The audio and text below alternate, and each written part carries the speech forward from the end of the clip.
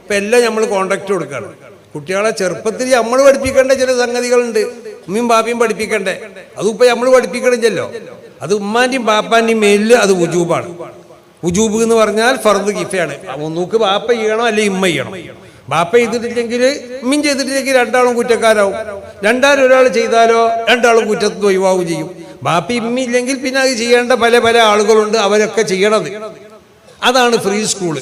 ഇന്നിപ്പോൾ നമ്മൾ കുട്ടികളെ എന്താക്കാണ്, അത് ഫ്രീ സ്കൂളും നമ്മൾ കോൺട്രാക്ട് കൊടുത്തിക്കാണ്. കുട്ടികളെ നമ്മൾ എന്താക്കും, ഫ്രീ സ്കൂൾ കൊണ്ടുപോയി ചേർത്തും. ഈ പഠിപ്പിക്കേണ്ടതൊക്കെ അവിടുന്ന് ഉസ്താദന്മാർ പഠിപ്പിക്കട്ടെ എന്നാണ്. അതൊക്കെ നമ്മൾ വാപ്പാരും പഠിപ്പിച്ചു കൊടുക്കേണ്ടതാണ് കുട്ടികൾക്ക്. അവർക്ക് തമ്മീസാകുന്നതിന് മുമ്പ് അവർ പിന്നെ ചെറിയ കുട്ടികളാവുമ്പോൾ തന്നെ അവർ ഏകദേശം തമ്മീസിനോട് അടുക്കുമ്പോൾ, തമ്മീസായി കഴിഞ്ഞാൽ അവരോട് നമ്മൾ കൽപ്പിക്കേണ്ടതായ പഠിപ്പിക്കേണ്ട ചില സംഗതികളുണ്ട്. 7 വയസ്സായാൽ ആ കുട്ടിക്ക് അള്ളാഹുവിൻ്റെ റസൂലിനെ പറ്റി പഠിപ്പിച്ചു കൊടുക്കണം. പിന്നെ റസൂലിനോട് ബന്ധപ്പെട്ട കാര്യങ്ങൾ പഠിപ്പിച്ചു കൊടുക്കണം. അള്ളാഹുവിനെ പറ്റി പഠിപ്പിച്ചു കൊടുക്കണം. നിസ്കാരം കൊണ്ട് ആ നിസ്കാരത്തിൻ്റെ അമലുകളെ പറ്റി പഠിപ്പിച്ചു കൊടുക്കണം. അതിൻ്റെ സുഹൃത്തുക്കളെ ഇതൊക്കെ ഉമ്മാക്കും ബാപ്പാക്കും നിർബന്ധമായ സംഗതിയാണ്. ഉമ്മയും ബാപ്പയും ഉണ്ടെങ്കിൽ ഇതൊന്നും നമ്മളെന്ത് ചെയ്യണില്ല. നമ്മളൊക്കെ എന്താക്കുകയാണ്, അതിന് ആളെ ഏൽപ്പിച്ചിരിക്കുകയാണ്. എല്ലാത്തിനും കോൺട്രാക്ട് കൊടുക്കുകയാണ്. ഇപ്പോൾ കല്യാണത്തിന് അങ്ങനെയല്ലേ, ഭക്ഷണം കോൺട്രാക്ട്, പന്തൽ കോൺട്രാക്ട്, എന്നതുപോലെ എല്ലാം കോൺട്രാക്റ്റാണ്. അപ്പം ആ അവസ്ഥയിൽ നിന്നൊക്കെ നമ്മളെ കുട്ടികൾക്കൊക്കെ നമ്മൾ പഠിപ്പിച്ചു കൊടുക്കേണ്ട സംഗതികളൊക്കെ നമ്മൾ തന്നെ ചെറുപ്പത്തിൽ കുട്ടികളെ പഠിപ്പിച്ചു കൊടുത്ത്, അങ്ങനെ കുട്ടികളെ നല്ല കുട്ടികളായിക്കൊണ്ട് ആദ്യമായിട്ട് ആ കുട്ടികളെ ഹൃദയത്തിൽ കേൾപ്പിക്കേണ്ടതാണ് നമ്മൾ കേൾപ്പിക്കേണ്ടത്. അല്ല ഞാൻ കുട്ടികൾ കേടൊന്നു അത് ഇതിനെ ആദ്യം ബാങ്ക് കൊടുക്കണം, ഇഖാമത്ത് കൊടുക്കണം എന്നൊക്കെ പറഞ്ഞ് അത് ആദ്യം കേൾക്കേണ്ട സംഗതികൾ ആദ്യം കേൾക്കണം. അത് ആ കുട്ടിൻ്റെ ഹൃദയത്തിൽ നിന്ന് പോകില്ല. അറബിയിലൊരു പഴമൊഴിയുണ്ട്, അൽ മർഅത്തു ലാ തൻസാ ഖാലിഖഹാ വ ഇൻ തൻസാ ഖാലിഖഹാ. ഒരു പെണ്ണ് ആദ്യമായിട്ട് അവളുമായി ബന്ധപ്പെട്ട് അവളെ ബക്കാറത്തിനെ പൊളിച്ചവൻ ആരാണോ അവനെ ജീവിതത്തിൽ അവൾ മറക്കൂല. വ ഇൻ തൻസാ ഖാലിഖഹാ, അള്ളാനെ മറന്നാലും ശരി, അള്ളാനെ മറന്നാലും ഇത് മറക്കൂല എന്നതുപോലെ ആദ്യമായിട്ട് ഉണ്ടാകുന്ന അനുഭവം അങ്ങനെയാണ്.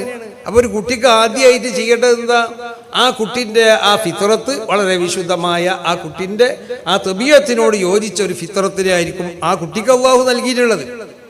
ആ ഫിത്രത്തിൽ എന്താക്കണം, അതിനെ നന്നാക്കി കൊണ്ടുവരേണ്ടതായ പരിപാടി ആർക്കാണ്? ഉമ്മാക്കും പാപ്പന്മാർക്കും അവരോട് ബന്ധപ്പെട്ടവർക്കോട്. അതൊന്നും നമ്മൾ ചെയ്യണില്ല. അപ്പൊ കുട്ടിയെ ഗർഭം ധരിച്ചോടെ മുതൽ തന്നെ ശ്രദ്ധിക്കണം.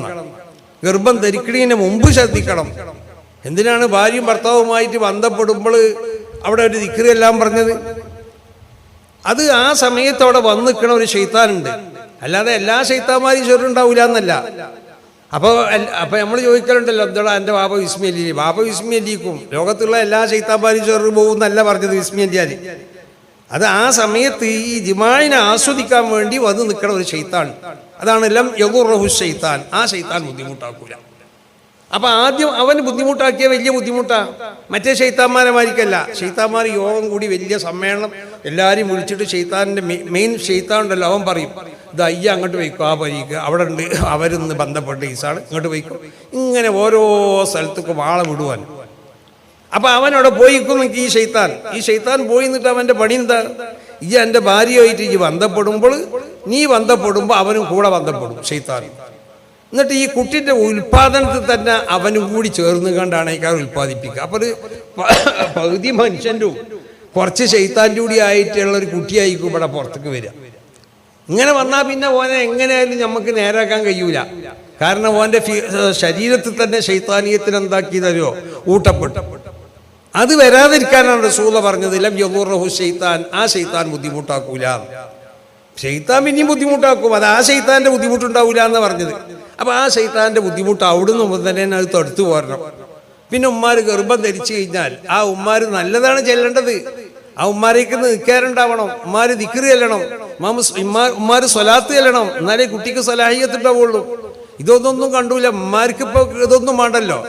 ഇത് ഇങ്ങനത്തെ ഒരു സാധനം ഉണ്ട്, ഇതിൻ്റെ വലിയ സാധനം, ഇതേറ്റ് കിടന്നുകാണ്ട് അയിമ കളിച്ചാണ് നേരം വെക്ക് വൈകുന്നേരം പോകണം.